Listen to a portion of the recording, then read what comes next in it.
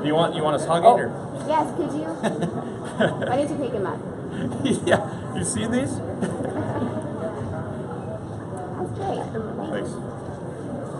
So we just got our photo. Very cool to have a photo with you. Exciting. Welcome to our live stream audience. We are here live on the Mevo live stream here at Day 4 programming, morning side of the 2017 Twin Cities Film Fest. I'm your host for today, Douglas Sidney, and leading off the day, our first Saturday of the fest, is an amazing story. It's a documentary. It's called Coyote, and the director, Thomas Simmons, is here. Thank you so much for joining us, Thomas. This is a film about a legend in the sailing community, in the sailing world, and about not only just him and his sailing exploits, but about his whole life as well, and the impact that he left behind. Thank you so much for joining us. How did this story come to be in terms of you helming it as a director? Well, Mike Plant, the subject of my film, is my uncle, and so his story has been very close to my heart since the time I was a little boy. I was 10 years old when we lost Mike at sea in 1992, so it's a story that stuck with me. It's an inspirational story, it's a redemption story, and in the end it's a story about an American pioneer in the sport of offshore sailing. So I was excited to undertake this project and happy to be here at Twin Cities Film Fest. It's such a pleasure to have you. Now, starting the film really chronicles Mike's life and a unique individual that his family recognized, friends recognized very early on from what the film tells. Can you comment on that? Comment on your earliest experiences with him? Well, I think for my family, I mean, like I said, I was 10 when Mike was 8, 9, 10 during his professional sailing career, so I wasn't around during his early exploits, but I think if you speak to older family members, they would say he had an adventurous spirit from the time he started sailing on Lake Minnetonka on expos out of Minnetonka Yacht Club, and sort of took it from there. I mean, this is a guy at the age of 19 who, instead of going to college, tried to like to South America by himself. Yes. There's not many people, out there like that. I think people recognize he had a special adventurous spirit, and collided with his passion for offshore sailing when he was 34 years old, and didn't look back. So for me, my earliest experiences, he was never going to be the uncle that was going to throw the football in the yard with me, but I remember, even as a young man, recognizing that he was a bit of a hero and a bit of an adventurer, and so yeah, those are my earliest days. So one more comment on his upbringing and you being a part, being family. How did his parents facilitate that? Did they recognize that in him right away and they were open to it? Yeah, I think that's a great question. I think my grandparents, Barry and Frank Plant, fostered this spirit that he had, sort of let him run free. And, I'm sure there's a lot of parents out there that would say, man, I don't know if I would let my son trek from like to South America, but I think they had faith in what his mission was in life and his purpose to sort of find himself.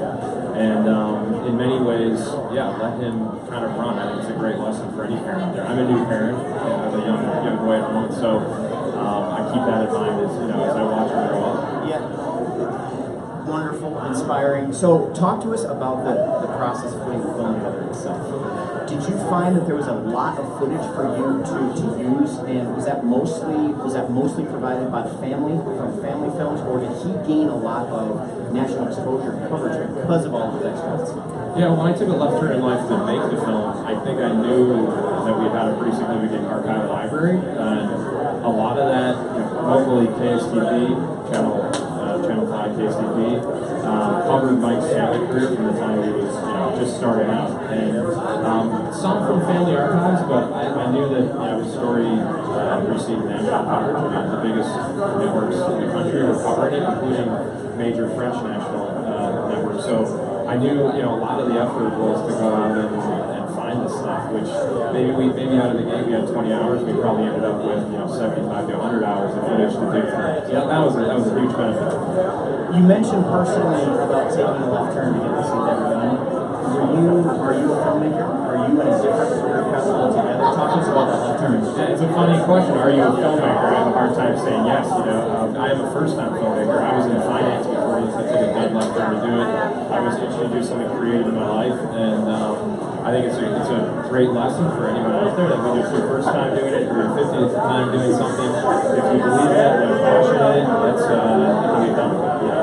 Did your family facilitate your endeavor the way that your family facilitated mics as well? Were they supportive? I would say so. From the beginning, nobody looked at me like I was crazy. I think there was some pause because I was going from one thing to completely something else. But yeah, no, I think I would not have gotten this done without the support of my grandmother, my parents, my brothers, my wife. It's a huge reason that I'm here. So, talk to us about how the film's being received. You've sold out 2 screenings, the third one, there's 4 seats left, so that's sold out as well. But so the yachting sailing community here in the Twin Cities has gotten behind the film. They've been a part of it as well. Can you comment on that? Yeah, there's no question. There's a huge support for my plan here locally. I mean, I'm at a Yacht Club, I was at community sailing, family, friends who knew him, who know me. So, I was very surprised when the tickets sold for the first screening extremely quickly, but also, pleasantly not surprised just that people want to come out and support it. And, early reception of the film has been fantastic. We were in Newport, Rhode Island, we were in Canada, we'll be in Napa Valley Film Festival next month, and people are really excited about it. I mean, I think it's a unique story. It's one that hasn't been told on screen before, and kind of an American pioneer. People like this story. So. Absolutely, they do. And I was just going to comment on that, on what the current state of the film is, where it's going.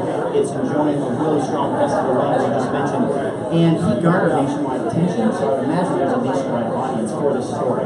Yeah, for sure. I think especially in sailing communities around the country, which they might be few and far between, but they're extremely loyal and strong in this small community. So, yeah, we've been receiving a lot of inbound messages. When can we see the film? When can you bring it here? Which is great, because they're great problems to have. We just need to get there. And then, I think the story really transcends sailing in that this is a story about someone who went to some dark places in his life and then ran into his passion. And so the story is really a universal message. And so I think there's people beyond sailing that want to see it.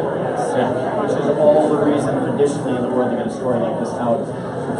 So let me ask you, did you find yourself a second career? Gosh, I don't know. I found a second life, no question, doing this. I mean, I loved doing it. It got me out of bed every morning. I was fired up to do it.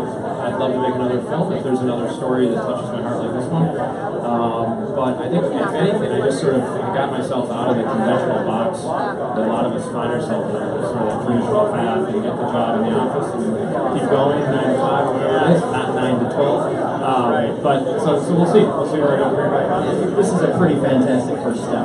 First-time filmmaker coming out with a film that's this compelling, that's being this well received. We can't thank you enough for being here at the Twin Cities Film Fest. Thomas Simmons, his documentary Coyote, documenting the life and the legacy of Mike Plant. Our screening is today. There's 2 other screenings throughout the rest of the Film Fest here. We're going to be back on our Mevo live stream coverage here at the 2017 Twin Cities Film Fest. I'm your host today, Doug Sidney. Thank you for joining us. We'll see you again soon.